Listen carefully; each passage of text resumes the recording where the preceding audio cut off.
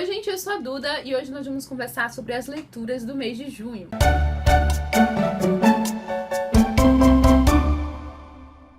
E sim, eu estou gravando um vídeo de pijama. Eu já usei esse pijama em outro vídeo, esse aqui tem escrito I love coffee, que é a minha cara, né, porque eu passo o dia tomando café. Apenas caso você esteja se perguntando, eu já estou adiantando que às vezes eu faço isso. Eu gravo vídeo com roupas que eu fico em casa, que eu durmo, etc, etc. Mas vamos lá. Eu vou começar com os livros que eu me propus a ler em junho, naquele vídeo de metas de junho. Dos 5 livros que eu me propus a ler em junho, eu consegui ler apenas 3. O que foi razoável, né? Eu li mais da metade. E eu adiantei a leitura de do quarto, né? Então eu fiquei na metade desse quarto, que vai ser a leitura de julho. Eu só não consegui começar, nem tocar, nem dar início a um deles, né? Então eu vou começar por esses que eu consegui. Li Tubarão, do Peter Benchley. Eu gostei muito de acompanhar a história de Tubarão por uma nova perspectiva, porque é bem diferente do filme em vários aspectos. É claro que existe esse pano de fundo relacionado à caça ao tubarão que está matando as pessoas, mas no filme é só isso, é basicamente só isso. Já o livro traz todo um pano de fundo político da cidade, aborda muito os dramas do personagem principal, do xerife, então tem todo um romance, um triângulo amoroso, né, em que envolve ele, a esposa e o biólogo que chega na cidade. Eles são completamente antagonistas no livro, eles não se dão nada bem, o xerife e o biólogo, eles não gostam um do outro. E no filme eles são amiguinhos, então assim, existem vários aspectos bem diferentes entre uma história e outra, né, entre a adaptação. Foi muito legal acompanhar por um novo ponto de vista, porque a gente já sabe o filme decorado, já sabe tudo que vai acontecer. Então não é aquele mais do mesmo, é uma nova forma de você enxergar a história de uma forma legal. Então eu não diria que um é melhor que o outro, que livro é melhor, que filme é melhor. Para mim, os dois são muito bons e são formas distintas e legais de acompanhar uma mesma história, que é a caça a um tubarão que está matando pessoas. Mas quem quiser saber um pouquinho mais, uma opinião mais completa, eu já gravei vídeo sobre ele aqui no canal, então vou deixar o link por aqui, aqui em cima, aqui embaixo, caso você queira saber algo mais aprofundado. Outro livro que eu consegui ler da minha meta, né, de junho, foi O Minotauro, de Benjamin Tamuz. Esse é um autor russo-israelense. Ele nasceu na Rússia, mas ele passou praticamente a vida dele inteira em Israel, então ele é mais israelense do que russo. E esse aqui traz a história de um espião, né, um agente secreto israelense, que se apaixona, tem uma paixão relâmpago e louca à primeira vista, um amor obsessivo por uma garota. Ela é bem mais nova do que ele, então ele a vê certo dia no ônibus e se apaixona por ela. Então ele usa todos os recursos à sua disposição no seu trabalho de espião para espionar a vida dessa mulher por muitos anos.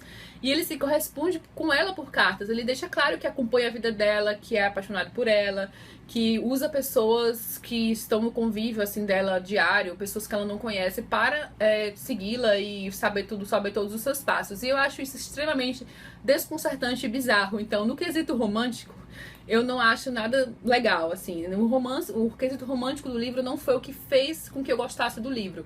Eu acho que é um livro muito inteligente no sentido de estrutura do enredo, porque ele é dividido em 4 partes, e aí daí a gente acompanha primeiro esse surgimento do amor, né, toda essa parte da espionagem, deles se correspondendo por muitos anos, que seria o presente da história. Depois a segunda parte volta ao passado, e nós acabamos descobrindo uma certa coisa que aconteceu com um dos pretendentes dela, que ia se casar com ela. Então é uma nova forma da gente ver o que realmente aconteceu, uma coisa que tinha sido apenas mencionada. Depois, na terceira parte, vai falar sobre o pretendente atual da personagem, também é outro ponto de vista da história. E na quarta e última parte, onde nós finalmente vamos tomar conhecimento de quem é esse espião da sua história, da história da sua vida inteira, desde quando ele era criança até o tempo presente. Eu confesso que do finalzinho mesmo eu esperava algo a mais, porque depois que você lê as 3 partes do livro de forma frenética, como aconteceu comigo, porque eu realmente ficava curiosa para saber o que ia acontecer, não me trouxe mais surpresas. Eu estava esperando um plot twist ali no final, uma mudança muito grande que me deixaria, sei lá, boquiaberta com alguma revelação, e isso não acontece. Uma coisa curiosa é que nas 3 primeiras partes do livro eu descobri que eu não estava bem situada no tempo, porque eu não sei se foi falta de atenção minha ou se realmente foi proposital, mas não é mencionado o ano nem nada, e daí eu estava imaginando a história como algo mais atual, porque eu não sabia que o autor tinha morrido em 1989, porque se eu soubesse eu já saberia que não era tão atual assim, né? Mas eu descobri isso claramente na última parte do livro, porque enquanto esse aspecto tempo não é nada importante nas 3 primeiras partes, nem sequer é mencionado, na última parte, vários acontecimentos históricos reais são mencionados para contar a história do protagonista. Então é mencionada a Primeira Guerra Mundial, Segunda Guerra Mundial. Então a gente realmente se situa ali no tempo, na cronologia, tudo certinho, e eu achei isso curioso. Eu achei um livro interessantíssimo no quesito estrutura narrativa. É um livro que me deixou com vontade de saber o que ia acontecer. No quesito romântico, eu achei bizarro, não gosto desse tipo de romance, porque eu acho um romance obsessivo e louco. E então, particularmente, eu não torço por esse tipo de romance nos livros, mas é um livro interessante, meio narrativa epistolar, que eles trocam cartas entre si, mas também tem a parte normal, então, enfim, é interessante. Pra quem gosta desse tipo de história, mais espionagem, com romance, suspense, eu acho que vai gostar do livro. Ah, e essa edição aqui da Rádio Londres tem alguns erros de revisão, dá pra anotar ao longo do livro também. Mas nada que atrapalhe muito a leitura. Outro livro que eu consegui cumprir na minha meta foi o Mortalha para uma Enfermeira, da P.D. James. O que eu mais amei neste livro foi justamente a ambientação dele, que é aquele negócio bem sombrio, bem lúgubre, muito no clima de suspense. Ele se passa numa pequena cidade na Inglaterra, numa escola de enfermagem que fica num casarão vitoriano, então tem todo aquele clima, né, de casarão, uma coisa mais antiga. Nessa escola de enfermagem, uma das estudantes é morta durante a aula, ela estava atuando como paciente, e aí surge aqueles suspeitos, então tem todos aqueles interrogatórios com possíveis álibis, entrevistas. O detetive do livro é o Adam Douglas, que foi o principal detetive da P.D. James, e esse aqui é a quarta história do Adam Douglas, mas não tem problema nenhum se você resolver ler a partir do quarto ou apenas o quarto. São realmente histórias completamente independentes. Pouquíssimo da vida pessoal do detetive é mencionado aqui, é mais o caso mesmo, é a atuação dele como profissional. No caso de Ondas Naturais, que é o livro exatamente anterior a esse, né? Esse aqui é o quarto, eu acho que eu mencionei isso, eu tô meio doida. No caso de Ondas Naturais, que eu já comentei também por aqui no canal, a parte pessoal da vida do protagonista está mais em evidência. Eu adoro esse tipo de suspense em que um detetive tem que usar a cabeça para poder analisar o comportamento, a personalidade das pessoas que ele entrevista, para poder entender o que está acontecendo. Então, especialmente numa atmosfera tão legal quanto essa aqui, né, predominantemente noturna, chuvosa, suspense no ar, tem aquele clima de que pode acontecer outro assassinato, ninguém sabe quem vai ser a próxima vítima. Então, eu acho isso muito legal. Eu elaborei várias hipóteses ao longo deste livro, acabei não acertando praticamente nada, mas é aquele tipo de história que você só tem como saber, ter uma ideia do que realmente aconteceu quando certa informação é inserida no livro. E essa informação só é inserida no livro bem mais pra frente. Então, assim que essa informação foi inserida na história, eu realmente consegui entender e pensar o que é que poderia ter acontecido. Então, esses aqui foram os 3 livros que eu cumpri nas minhas metas do mês de junho, né? Eu li mais, mas vou comentar com vocês sobre as outras leituras, mas daquelas leituras que eu me propus a ler, essas foram as 3 que eu li. Outra está em andamento, mas daí eu converso sobre ela com vocês no vídeo de metas de julho, que é o próximo vídeo que vai sair no canal. Outra das minhas leituras de junho é um livro que eu queria muito ler, que é o The Strange Library, do Murakami, do Haruki Murakami. E eu achei essa história lindamente bizarra, bizarramente linda. Ela é voltada para um público infantil, creio eu, porque o protagonista é uma criança, né? Então, e existe certa simplicidade na história, mas ao mesmo tempo ela é muito bizarra. Se eu tivesse lido esse livro quando eu era criança, eu sairia com alguns traumas. Ele fala sobre um garoto que tá andando na rua certo dia, ele gosta muito de ler, então ele surge uma dúvida na cabeça dele, ele resolve ir na biblioteca, biblioteca, para poder pegar alguns livros emprestados e entender essa dúvida. O que é uma coisa muito legal, porque meio que ensina as crianças que você pode tirar suas dúvidas e adquirir conhecimento através dos livros. Então, é uma coisa legal. Mas, ao mesmo tempo, caso eu tivesse lido esse livro quando eu era criança, eu também absorveria outra ideia antagônica a essa que eu acabei de mencionar. Porque, por mais que estimule a leitura dos livros, né, o conhecimento que você pode adquirir nos livros, teria traumas de entrar em bibliotecas pelo resto da minha vida. Porque o que esse menino passa nesse livro não é brincadeira, é uma coisa muito bizarra e sinistra, pra dizer o mínimo. Então, ele vai na biblioteca que ele costuma ir sempre, só que ele vai pegar um livro no porão e descobre vários caminhos, um labirinto gigante, um velhinho muito bizarro, e a partir daí a vida dele vai mudar. Eu acho que o final desse livro é bem melancólico, então ele não é aquele tipo livro infantil com um finalzinho bonitinho e tudo mais. Então, recomendadíssimo, eu gostei muito dessa história. Eu adoro essas histórias bizarras pra crianças, adoro, tipo Coraline, sabe? Acho muito legal. Outra coisa que eu li em junho foi o Batman Death of the Family, que vem com essa máscara extremamente bizarra. A HQ foi comprada no kit na Livraria Cultura, é do meu irmão, não é minha. E vem com essa máscara extremamente bizarra. Até coloquei uma foto dela no Instagram. Caso você ainda não me siga no Instagram, vou deixar como sempre aqui embaixo, né? Quem tiver interesse. Daí eu já coloquei faz tempo, eu acho, uma foto com essa máscara. E, gente, olha que bizarro. É como se fosse a cara do Coringa.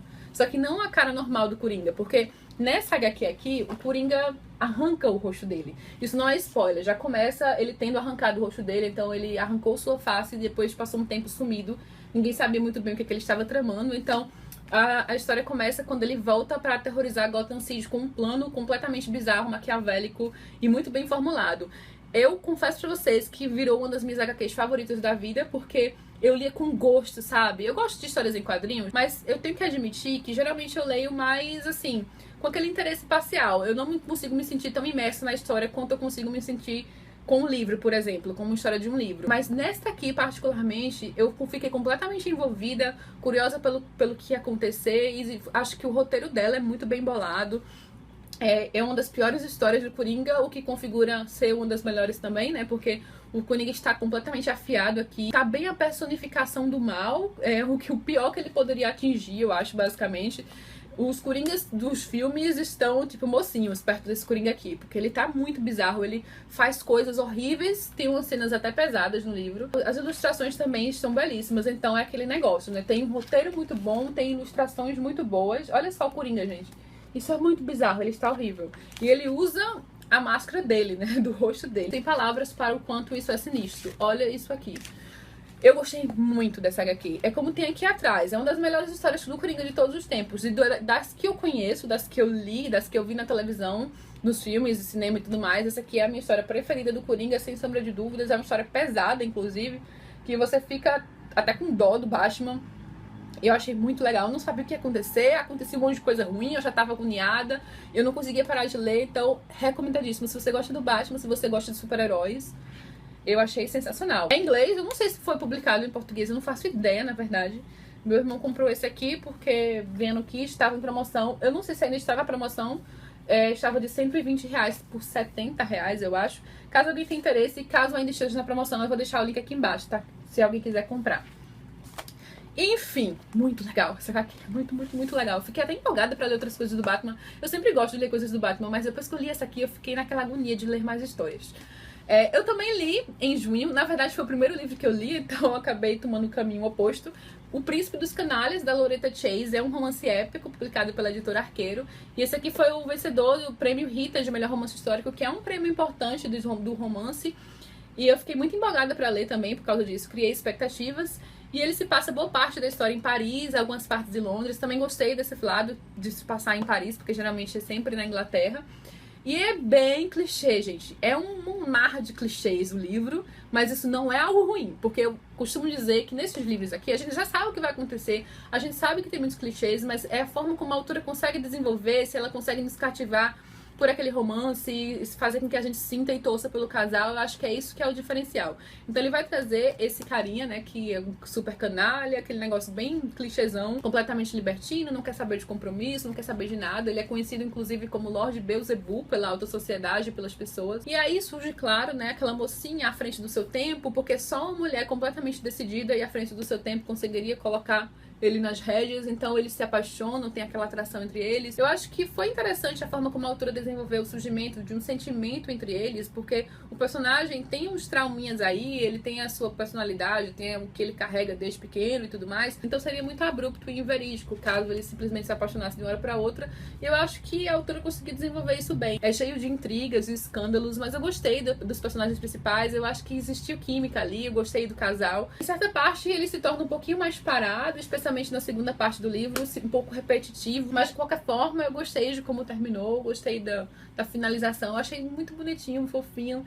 E é um livro que eu terminei com um sorriso no rosto, então eu acho que cumpriu o seu intuito. É um livro bem humorado, não é o meu preferido dos romances épicos, ainda prefiro alguns outros bem mais a esse aqui, mas eu achei uma história muito, muito legal. Do tipo de história também que você lê super rapidinho. Pra quem gosta de romances épicos, é bem recomendado. E é isso, gente. Esses foram os livros que eu li, tudo que eu li em junho deste ano. Exatamente isso aqui. Enfim, não foi um mês que eu pude me dedicar totalmente ao que eu queria ler, a tudo que eu queria ler. Mas eu espero que julho também me traga boas leituras. Muita gente me perguntou se eu iria participar da Maratona Literária de Inverno, e eu não vou participar porque não tenho como me dedicar às leituras no mês de julho. Então, eu acho que não faz sentido você participar de uma maratona se você sabe que você não vai poder dar prioridade à leitura naquele mês, e eu não vou poder. Então eu vou ler o que eu puder, talvez eu até consiga ler, me surpreenda e consiga ler bastante, mas não é algo que eu estou pretendendo. Eu acho que eu não vou conseguir ler tanto assim. Inclusive, em comparação aos meses anteriores, junho já foi um mês que eu li menos, porque eu estou com menos tempo disponível. Mas pra compensar, eu vou fazer uma maratona literária 24 horas, a segunda do canal, né? Eu fiz uma em fevereiro, caso você queira assistir, eu vou deixar o link aqui embaixo. Eu ainda vou decidir a data certinho, mas pretendo pelo menos separar um dia do mês de julho para me dedicar completamente à leitura, porque é algo que eu quero ter tempo de ler neste mês. Eu sei que eu não vou ter tanto assim, mas pelo menos um dia de um final de semana eu vou conseguir tirar pra poder ficar ali lendo na minha feliz. Mas eu aviso pra vocês, caso alguém queira participar também, né, porque é sempre bom fazer isso com companhia. Em breve eu volto pra contar pra vocês qual é a minha meta de leitura para julho. Me conta aqui o que é que vocês andam lendo, quais as suas leituras preferidas, o que é que vocês leram de bom no mês passado, neste mês. Fique à vontade pra deixar o seu comentário, nessa conversa é sempre a parte mais legal. Beijo enorme pra todo mundo, não esquece de curtir aqui embaixo caso você tenha gostado, de seguir o canal caso ainda não seja inscrito, tem sempre 2 vídeos toda semana e até a próxima!